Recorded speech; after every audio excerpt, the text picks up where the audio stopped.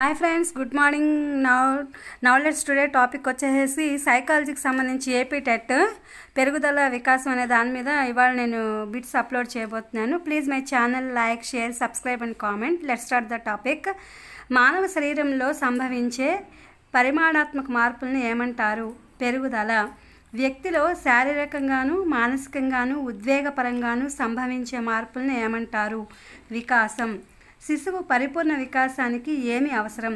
పరిపక్వత, అభ్యసనం. వ్యక్తి వికాస నమూనా అనేది ముఖ్యంగా దేని ప్రభావం వల్ల ఏర్పడుతుంది? అనువంశికత, పరిసరాల ప్రభావం వలన ఏర్పడుతుంది. అనువంశికత తల్లిదండ్రుల నుంచి, ఇతర పూర్వీకుల నుంచి లేదా జాతి నుంచి సంక్రమించే రూపాలు, భౌతిక లక్షణాలు, సామర్థ్యాలు అని ఏ శాస్త్రవేత్తలు పేర్కొన్నారు? డగ్లస్ హాలండ్లు. హెరిడిటరీ జీనియస్ పుస్తకాన్ని రచించింది ఎవరు? గాల్టన్. ప్రజ్ఞలో అనువంశికత ప్రముఖ పాత్ర వహిస్తుందని చెప్పిన శాస్త్రవేత్త గొడ్డార్డ్. మూర్తిమత్వ వికాసంలో దేని పాత్రను ఎక్కువగా ఉంటుంది? పరిసరాలు. భౌతిక వికాసంలో ఏది ముఖ్యమైనది? అనువంశికత.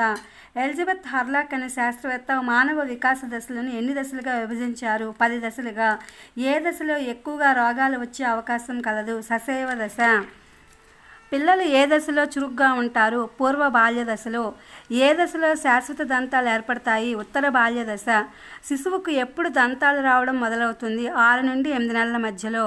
ఉత్తర బాల్య దశలో శిశువు ఏది సర్దుబాటు చేసుకుంటాడు? పాఠశాల పరిసరాలను.